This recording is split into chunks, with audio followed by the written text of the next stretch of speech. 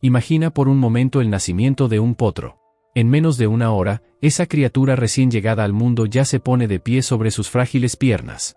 A las 2 horas, ya corre junto a su madre. Ahora piensa en un bebé humano. 2 meses apenas para levantar su cabeza sin ayuda. 4 meses para darse la vuelta. 6 para sentarse. 9 para ponerse de pie con apoyo. 12 para dar sus primeros pasos vacilantes. Y eso es solo el comienzo de una dependencia que se extenderá por años. ¿Por qué somos tan extraordinariamente vulnerables al nacer? ¿Qué nos hace tan diferentes del resto del reino animal? La respuesta a esta pregunta nos lleva a uno de los capítulos más fascinantes de nuestra historia evolutiva, donde la grandeza y la fragilidad se entrelazan de maneras que apenas estamos comenzando a comprender. Los bebés humanos representan una paradoja evolutiva desconcertante. En un mundo donde la supervivencia favorece a los más fuertes, a los más rápidos, a los más autosuficientes, nosotros llegamos al mundo en un estado de indefensión casi absoluta. Una cría de gacela, nacida en las vastas llanuras africanas, debe correr minutos después de nacer o convertirse en el almuerzo de algún depredador. Un tortuguillo marino, apenas rompe el cascarón, ya sabe exactamente qué dirección tomar hacia el océano. Un delfín recién nacido nada inmediatamente hacia la superficie para tomar su primera bocanada de aire. Nosotros, en cambio, nacemos completamente indefensos. Incapaces de regular nuestra temperatura corporal. Incapaces de movernos de un lugar a otro. Incapaces siquiera de sostener nuestra propia cabeza. Durante meses, somos criaturas absolutamente dependientes de la atención constante de nuestros cuidadores. Y esta vulnerabilidad no es un defecto del diseño. Es el precio que pagamos por algo mucho más valioso. Es el precio de nuestra inteligencia. Para entender esta paradoja, debemos retroceder millones de años en el tiempo, hasta el momento en que nuestros ancestros decidieron ponerse de pie.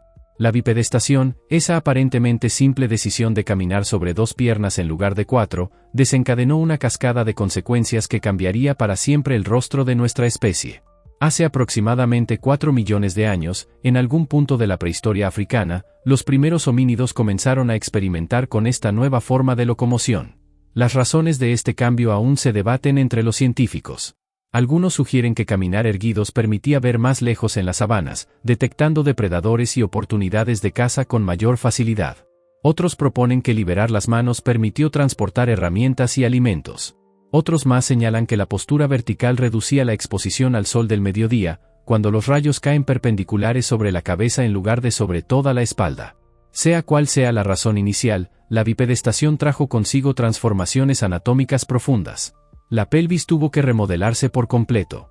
De ser una estructura larga y estrecha, evolucionó hacia una forma más corta y ancha, necesaria para soportar los órganos internos en posición vertical. Las articulaciones de la cadera crecieron para cargar todo el peso del cuerpo. La columna vertebral desarrolló su característica forma de S, con curvaturas que actúan como amortiguadores naturales. Los pies se transformaron en plataformas estables, con arcos y talones reforzados. Pero cada ventaja vino acompañada de un costo. Y el más dramático de todo se hizo evidente en el parto. La pelvis, que ahora debía ser estrecha y firme para la bipedestación eficiente, se convirtió en un canal de parto mucho más ajustado y complicado que el de nuestros parientes primates. Los chimpancés, que caminan a 4 patas, tienen partos relativamente sencillos y rápidos. Las hembras paren solas, sin asistencia, y sus crías nacen en cuestión de minutos. El parto humano, en cambio, es un proceso largo, doloroso y potencialmente mortal. El bebé debe rotar su cuerpo varias veces mientras atraviesa un canal de parto que apenas tiene el espacio suficiente para permitir su paso. Tan complicado es este proceso que la asistencia durante el parto se convirtió en uno de los primeros actos sociales de nuestra especie.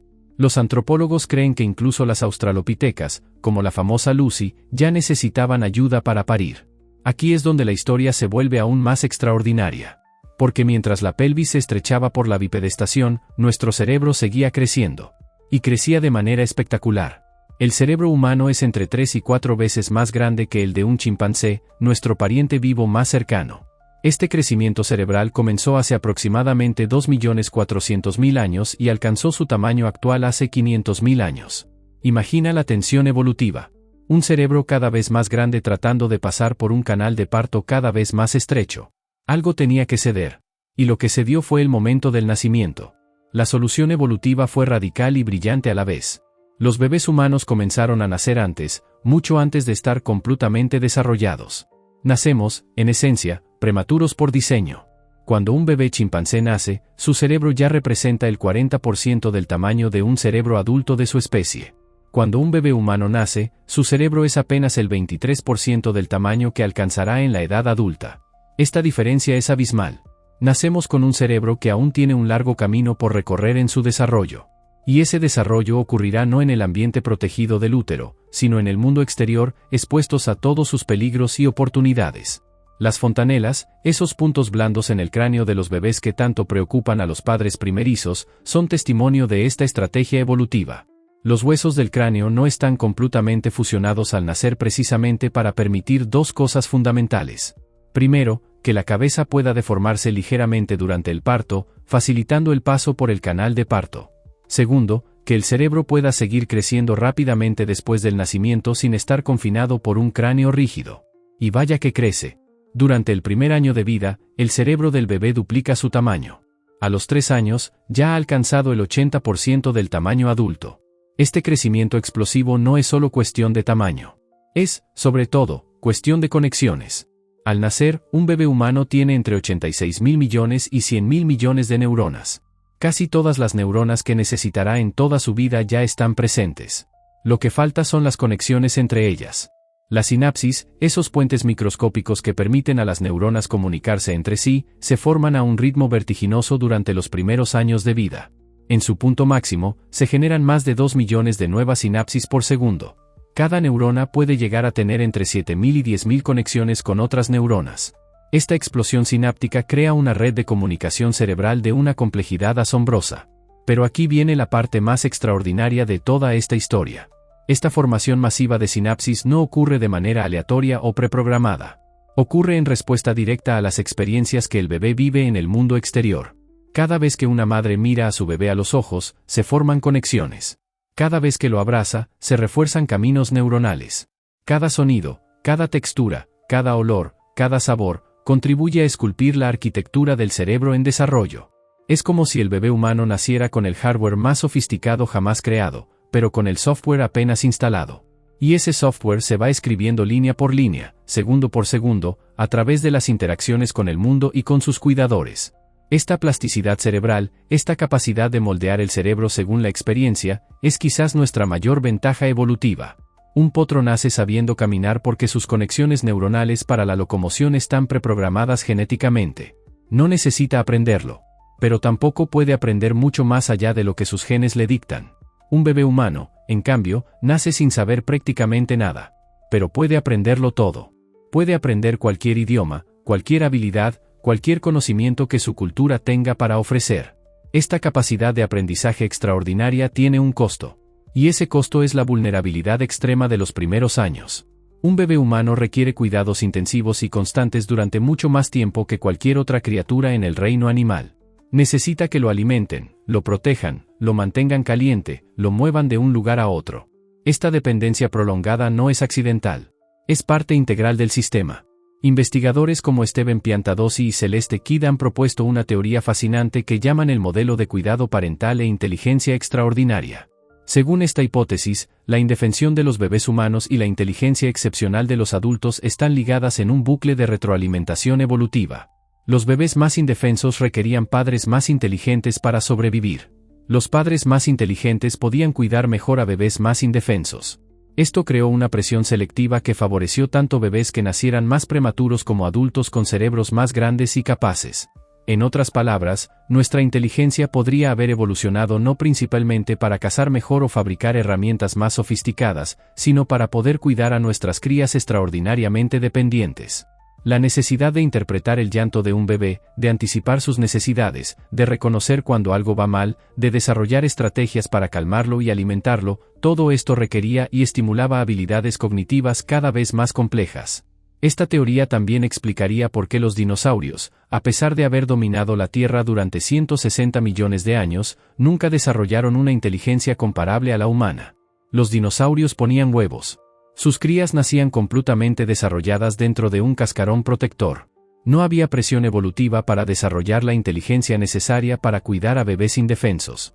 Lo mismo ocurre con los insectos, que han existido por más de 400 millones de años y han desarrollado sociedades complejas, pero cuyas crías se desarrollan independientemente en huevos o metamorfosis. El nacimiento vivíparo, dar a luz crías vivas, combinado con un cerebro en crecimiento y una pelvis estrecha por la bipedestación, creó las condiciones únicas para el surgimiento de nuestra inteligencia extraordinaria. Somos el resultado de un experimento evolutivo audaz. Un experimento que apostó por la vulnerabilidad temprana a cambio de la capacidad de aprendizaje ilimitada. Las consecuencias de esta apuesta se extienden mucho más allá de la biología.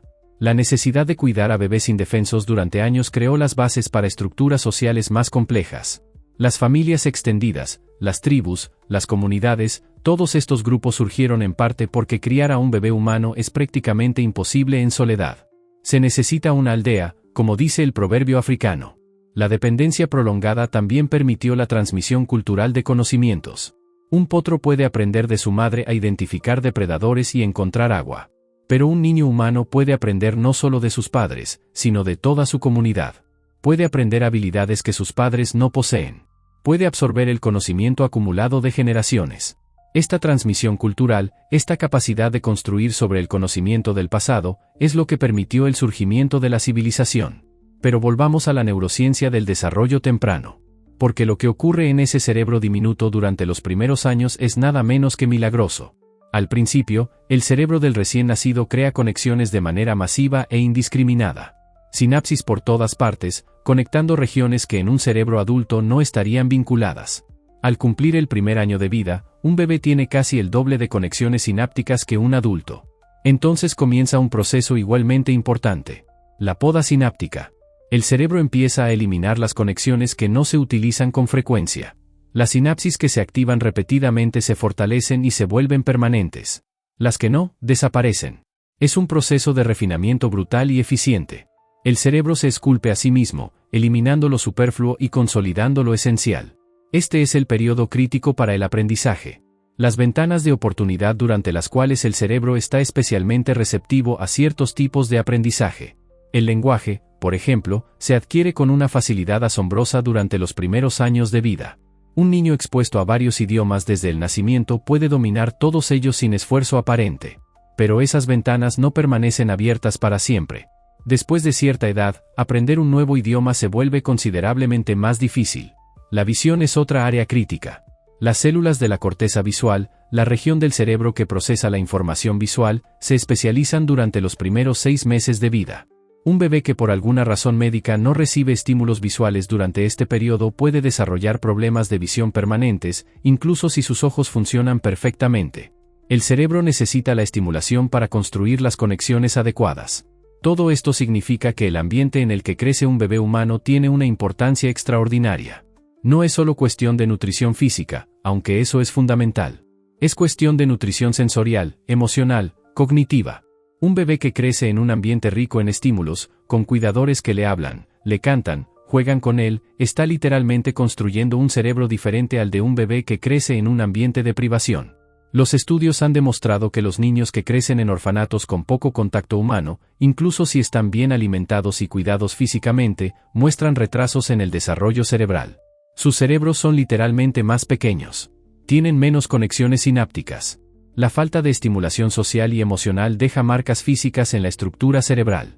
Por el contrario, los bebés que reciben cuidados sensibles y amorosos, que están expuestos al lenguaje, a la música, al juego, desarrollan cerebros más robustos y flexibles. La lactancia materna, el contacto piel con piel, la respuesta rápida a sus necesidades, todo esto contribuye no solo al bienestar emocional del bebé, sino al desarrollo físico de su cerebro. Es fascinante pensar que nuestras crías son las más vulnerables del reino animal precisamente porque son las más poderosas en potencial. Esa vulnerabilidad es el espacio en blanco donde se escribirá su historia particular. Es la plasticidad que les permitirá adaptarse a cualquier ambiente, aprender cualquier habilidad, convertirse en prácticamente cualquier cosa que su cultura y circunstancias permitan. Cuando miramos a un bebé humano indefenso, estamos viendo el futuro sin escribir. Estamos viendo una mente que puede convertirse en la de un matemático o un músico, un médico o un poeta, un ingeniero o un artista. Esa indefensión es el precio que pagamos por tener la opción. Por no estar confinados a un destino genéticamente predeterminado. Los científicos estiman que durante el desarrollo temprano del cerebro se forman y se refuerzan hasta 1 millón de nuevas conexiones neuronales por segundo. 1 millón por segundo. Es una cifra que desafía la imaginación. Y todas esas conexiones están siendo moldeadas por la experiencia. por el tacto de una madre, por la voz de un padre, por los rostros que el bebé ve, por los sonidos que escucha, por todo. Y no es solo el cerebro lo que se desarrolla fuera del útero. Es todo el sistema nervioso. La mielinización, el proceso por el cual las conexiones neuronales se recubren de una sustancia llamada mielina que acelera la transmisión de señales, comienza cerca del nacimiento pero continúa hasta bien entrada la adolescencia. Este proceso es especialmente activo durante los primeros 2 años de vida, particularmente en las regiones frontales del cerebro, las áreas responsables de la planificación, el pensamiento complejo y la memoria de trabajo. La nutrición juega un papel crítico en todo esto. El cerebro en desarrollo es un órgano extraordinariamente hambriento de energía.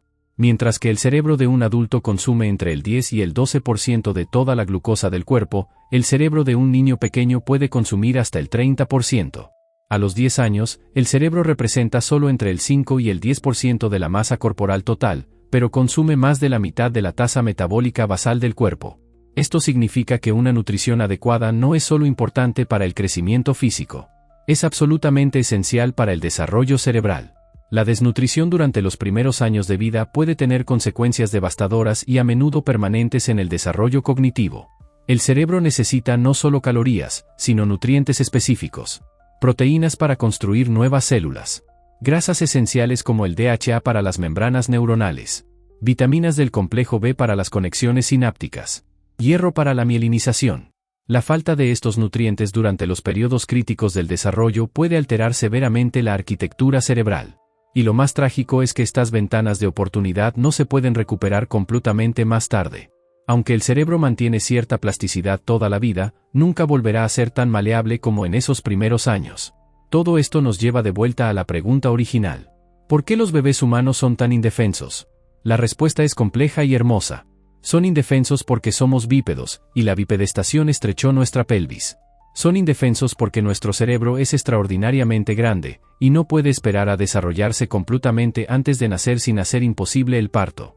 Son indefensos porque la evolución apostó por la adaptabilidad sobre la preparación, por el aprendizaje sobre el instinto, por la posibilidad sobre la certeza.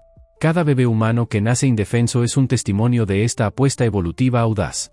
Es un cerebro en construcción, una historia sin contar, un potencial ilimitado envuelto en la fragilidad más absoluta. Y esa fragilidad no es una debilidad. Es la condición misma de nuestra fortaleza como especie. Cuando un potro se pone de pie a los 55 minutos de nacer, está ejecutando un programa grabado en sus genes durante millones de años. Es impresionante, sin duda. Pero también es limitado. Ese potro nunca aprenderá a hacer algo radicalmente diferente de lo que sus ancestros hicieron. Nunca escribirá poesía ni compondrá sinfonías ni explorará el espacio. Nacerá sabiendo caminar, pero morirá sin haber aprendido mucho más. Un bebé humano, en cambio, llega al mundo sin saber prácticamente nada. Pero en esa ignorancia radical reside su mayor regalo. Puede aprender todo.